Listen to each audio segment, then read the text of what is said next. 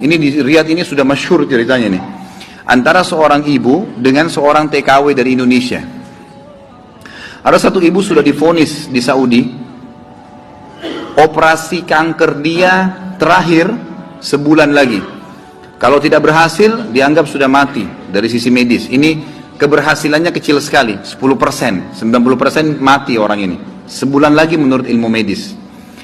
3 hari setelah divonis begitu sama dokter, sebulan lagi operasi terakhir, datang pembantunya dari Indonesia. Seminggu pembantu itu kerja, bagus sekali kerjanya. Masya Allah bersihin rumah, masak segala. Tuan rumahnya ini senang. Tapi selama dia kerja seminggu, ada satu perilaku TKW ini, pembantu ini, yang selalu membuat tuannya mau nanya sama dia tapi nggak enak. Akhirnya setelah seminggu itu ditanya, ternyata dia kalau siang hari, habis selesaikan kerjaan semua, habis siapin makan, dia masuk kamar mandi, lama di kamar mandi pembantu ini. Nggak tahu buat apa gitu.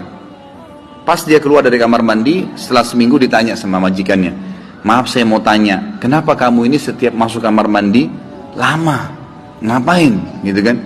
Langsung nangis tiba-tiba TKW itu menangis, pembantu itu menangis. Dia tanya kenapa kamu nangis, dia bilang ceritanya begini sebenarnya. Sebelum saya berangkat ke Saudi di Riyadh ini, 12 hari, ya sebelum saya berangkat ini, 12 hari sebelumnya saya baru melahirkan. Dan saya punya bayi di Indonesia. Saya lagi susuin. Nah saya tinggalkan karena keadaan ekonomi. Terpaksa saya tinggalkan. Visa sudah keluar, saya melahirkan, saya berangkat.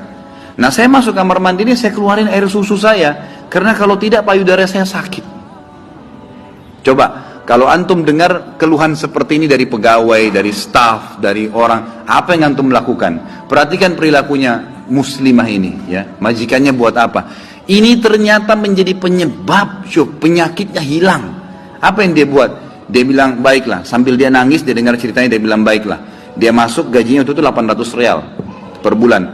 Tuannya ini, kebetulan punya duit di rumahnya, diambil dikali 24 bulan, 2 tahun.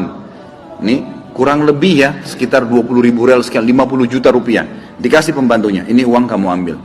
Besok saya belikan kamu tiket pulang ke Indonesia. Anggap kau sudah kerja 2 tahun. Pembantunya bilang, nggak apa-apa. Dia bilang, nggak apa-apa.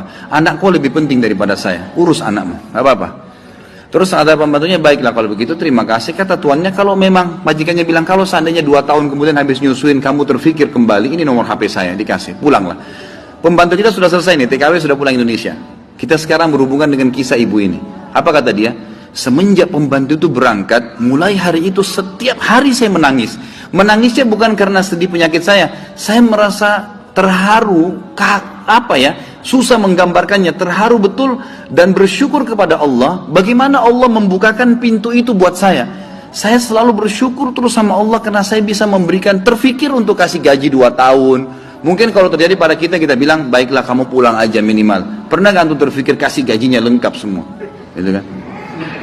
Dia bilang, saya terharu kenapa saya bisa lakukan itu. Dan saya selalu bersyukur sama Allah, saya bisa lakukan sementara memang ini ada vonis mati dekat lagi secara medis gitu kan. Dia bilang, tiap hari saya menangis. Dan setiap kali saya menangis, saya merasa ada satu kepuasan dan keadaan saya lebih baik. Ringkas cerita, tiba masa operasi, ditelepon rumah sakit, disiapin semuanya alat operasi. Ini sudah jelas akan menemui ajal kalau secara medis. Tiba di rumah sakit, dicek sebelum operasi, dokternya duduk setelah cek di kursi lalu bertanya, kamu berobat kemana sebulan ini? Kata ibunya, saya nggak berobat kemana-mana. Kamu tahu nggak, kanker kamu nggak ada, sedikit pun nggak ada, akarnya nggak ada, sembuh total, nggak ada, nggak mungkin terjadi secara medis. Ibu itu tersenyum lalu mengatakan, kalau betul apa yang dokter ucapkan, itu karena sedekah saya. Diceritain sama dia ceritanya, begini. Dokternya jadi nangis, dokternya bilang apa? Subhanallah, yang telah membukakan mata hati saya, ternyata yang menyembuhkan bukan obat sama dokter. Tapi siapa? Allah subhanahu wa ta'ala. Ambil pelajaran ikhwas sekalian. Ternyata amal-amal soleh itu bisa membuat kita keluar dari masalah. Abdullah bin Umar dan Abdullah bin Abbas radhiyallahu anhum ajma'in, itu kalau beliau sedang menghadapi masalah dan tidak pecah, beliau keluar cari orang miskin dan sedekah, gitu kan? Keluar bertawassul dengan amal soleh, seperti itulah.